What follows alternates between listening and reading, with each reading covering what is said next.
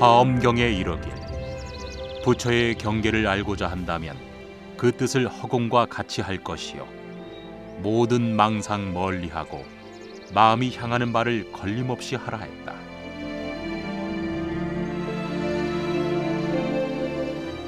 풍진에 묻힌 중생의 삶, 평생토록 쌓아온 자만과 애착의 마음 놓지 못한다면 어느 틈에 가시덤불 걷어내고 그 자리에 옥토를 가꿀 텐가.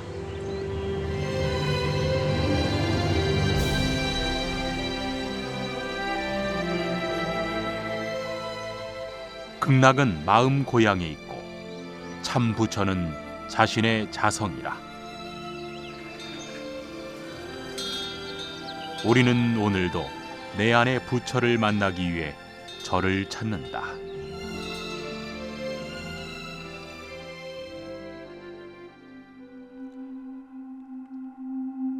백두대간 힘차게 뻗어내린 노령산맥 끝자락, 기암괴석 봉우리가 웅장한 기상을 뿜어내는 백암산 기슭에 1400년 역사를 이어온 고불 총림 백양사가 있다.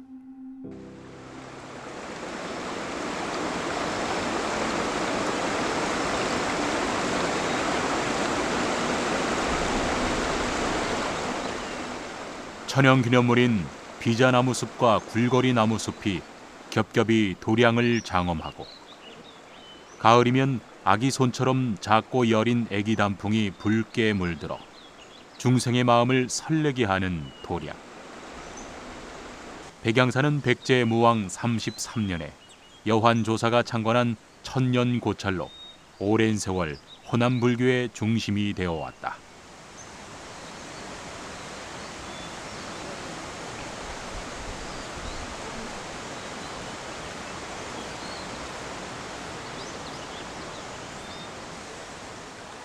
백암산 학바위 아래 운치 있게 자리 잡은 쌍계루는 고려의 중신 정몽주가 단풍을 바라보며 임금을 그리는 애틋한 시를 썼던 곳으로 조선시대엔 조선 팔경으로 손꼽히며 많은 문인들의 자취가 서린 곳이다.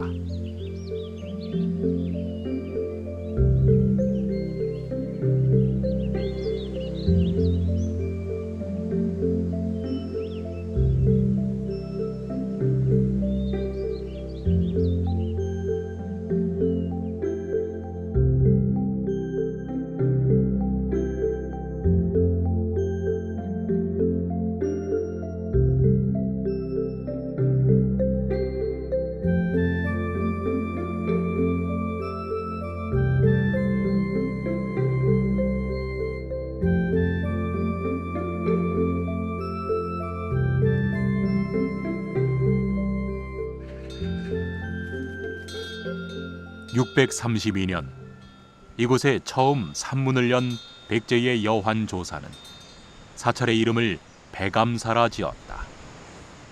이후 고려의 중현선사가 중창하면서 정토사로 바뀌었다가 훗날 조선시대에 이르러 환양선사가 백양사라 이름했는데 여기엔 다음과 같은 이야기가 전한다.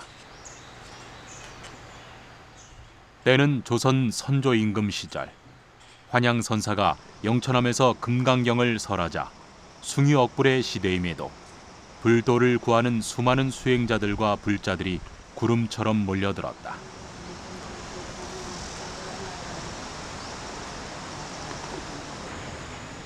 성황리에 봉행된 법회가 3일째 되던 날, 유난히 털이 새하얀 양이 한 마리 암자를 찾아와 선사의 설법을 들었고 7일 동안의 법회가 끝난 바로 그날 밤 선사의 꿈에 바로 그 흰 양이 나타났다. 저는 천상세계에서 죄를 짓고 축생의 몸을 받았습니다. 이제 선사의 설법을 듣고 모든 업장이 소멸하여 다시 천상세계로 환생하게 되었습니다. 이야기를 마친 뒤 양은 절을 하고 사라지고 다음 날 영천함 아래에 과연 흰 양이 죽어 있었으므로 환양선사는 사찰의 이름을 백양사라 고쳐 불렀다 한다. 이 같은 흰 양의 사연이 전해오는 곳이 백양사에서 20여 분 거리 백학봉 바로 아래 깎아지는 벼랑 위에 자리한 약사열의 기도도량 약사함과 신비로운 샘이 흐르는 영천굴이다.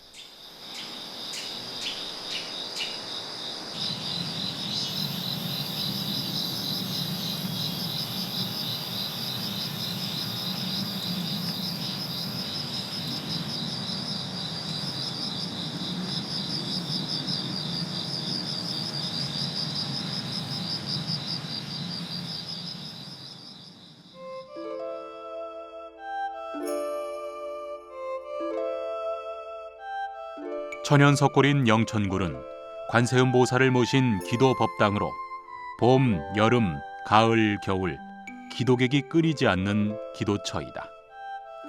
병을 낫게 한다는 약수가 흘러 더욱 유명한 곳으로 긴 세월 온갖 사연 안고 험한 산길을 올랐을 중생의 아픈 몸과 마음이 관세음 보살의 온화한 미소에 평안해진다.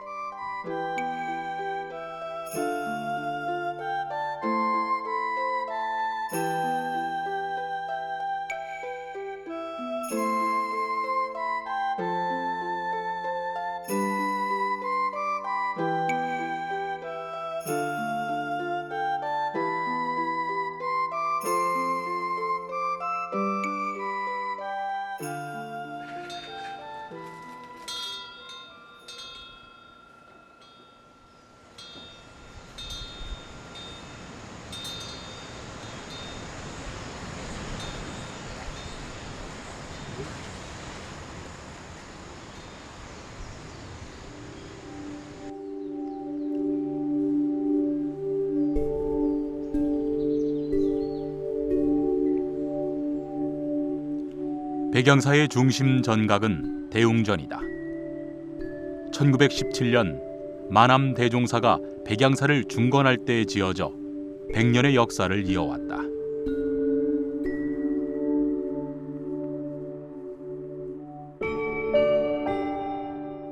대웅전다운 웅장한 자태의 전각 안에는 본존인 석가모니 불과 좌우로 문수보살, 보현보살이 모셔져 있다.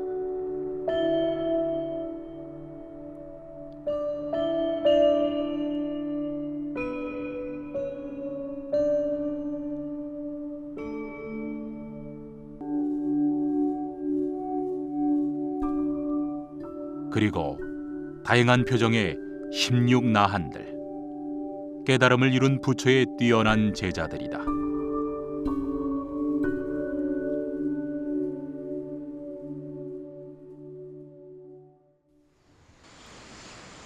백양사에서 가장 오래된 전각 극락보전.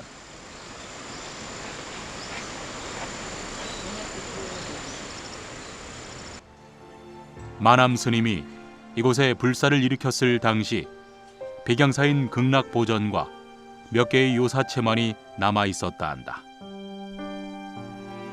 그만큼 백양사의 오랜 역사에도 사연이 많았을 터. 극락전은 1574년 환흥스님이 조성했다고 하나 정확하지 않고 남아있는 옛 문헌에 건물을 지을 때 조선 중종 임금의 비인 문정왕후가 참여했다는 기록이 있다.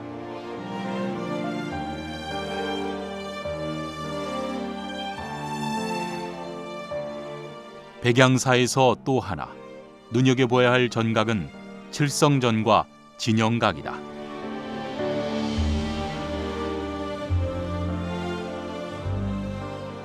백두대간의 꼴이 모든 기운이 하나로 뭉쳐진 곳에 자리 잡은 백양사는 이해부터 칠성신앙을 받아들여 대중교화의 방편으로 삼아왔다.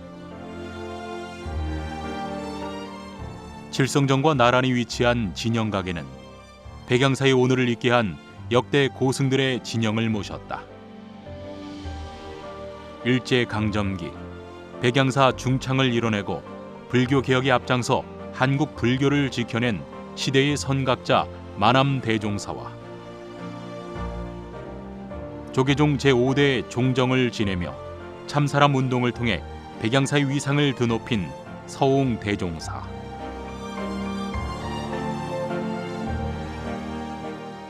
이분들의 발언과 원력이 없었다면 백양사는 천년의 발걸음을 지켜오지 못했으리라.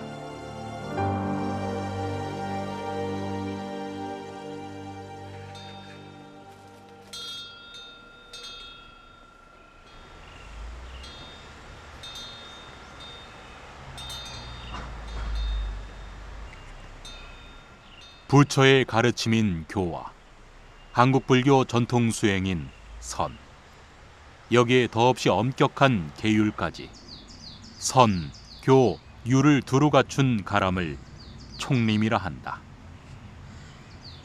백양사를 다시 일으킨 만암 대종사는 한국 불교의 위상을 바로 세우고자 1947년 이곳에 총림을 열었다.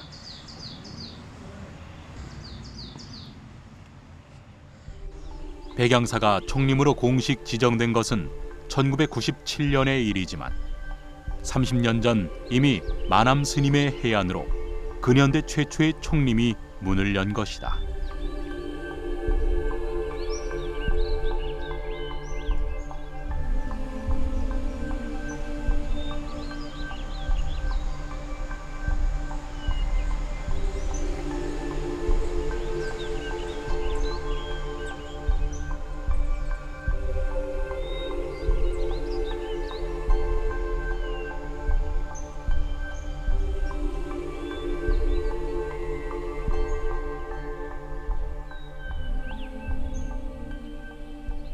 다만 안타깝게도 6.25 전란으로 백양사의 많은 전각과 암자들이 불타버려 1980년대에 들어서야 복원을 시작할 수 있었고, 만암 스님의 제자인 서웅 스님과 백양사 사부 대중의 노력으로 다시금 고불 총림의 위상을 되찾아 오늘에 이른다.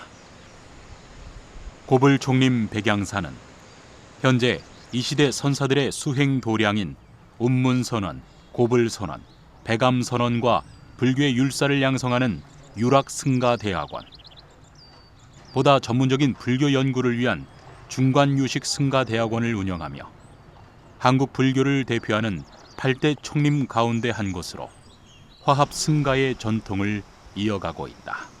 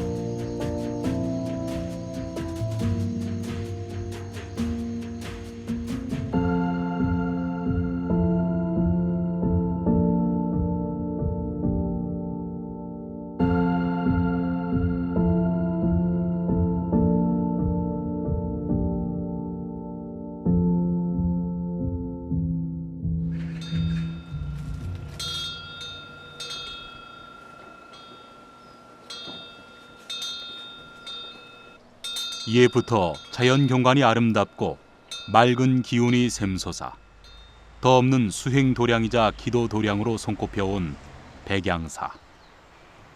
1400년 동안 내려온 백양사의 올곧은 수행 정신을 상징하는 것이 350여 년 세월을 함께한 매화나무다.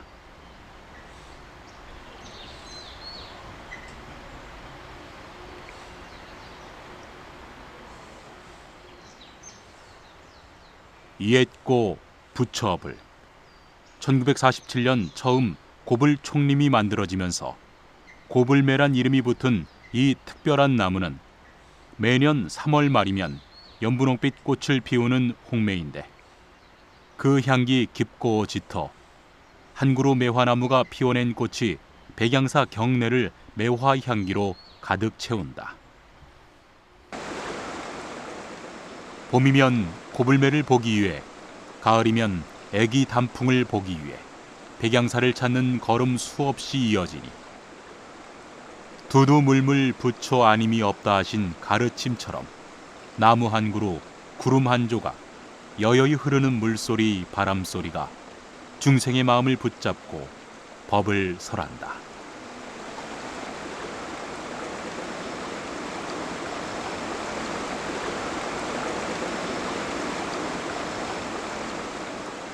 인생사 다 바람 같은 것, 무얼 그리 고민하는가. 만남도 이별도 기쁨도 슬픔도 다 한순간의 바람일 뿐. 잠시 머물다 가는 인생, 바람처럼 구름처럼 흐르고 흐르다 보면 멈추기도 하지 않겠는가. 삶이란 한 조각 구름이 일어나며, 죽음이란 한 조각 구름이 사라짐이니, 구름이란 본래 실체가 없는 것, 죽고 살고 오고 감이 모두 그와 같느니라. 100년도 채우지 못하는 인생을 두고 아웅다웅 매달리는 것이 사바세계의 중생이라. 울고 웃는 그 마음 잠시 내려놓고 가끔은 자연이 들려주는 법문에 귀를 기울여 볼 일이다.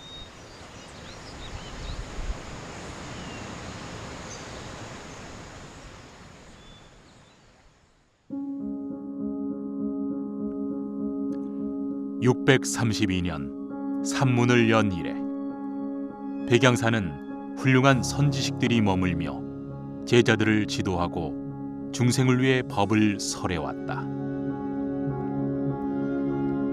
백양사를 창건한 여환조사를 비롯해 고려의 중현선사와 각진국사, 조선의 소요태능, 편양, 진묵, 연담선사, 그리고 조선 말기 불교계를 이끌었던 백파, 항명, 용성, 인곡, 석전, 만암, 고암 스님까지 암울했던 시대에도 꿋꿋이 한국 불교 전통의 법을 이은 고승대덕에 상주한 수행의 근본 도량이었고, 각종 전란으로 속세의 민중들이 고난에 처했을 땐 스님들이 나서서 고통을 함께 해온 백성의 도량이기도 했다. 천년세월 백양사는 그렇게 상구보리 하화 중생의 보살 정신을 실천해오며 가풍을 이어오고 있다.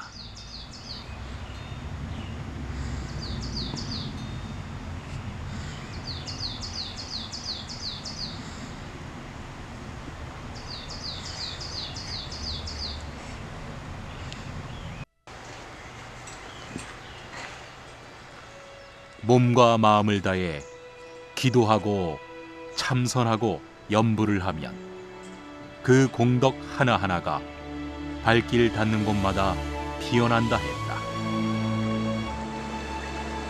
밝은 태양이 비치면 모든 어둠이 한순간 사라지듯 지혜의 광명이 삶을 비춘다 했다.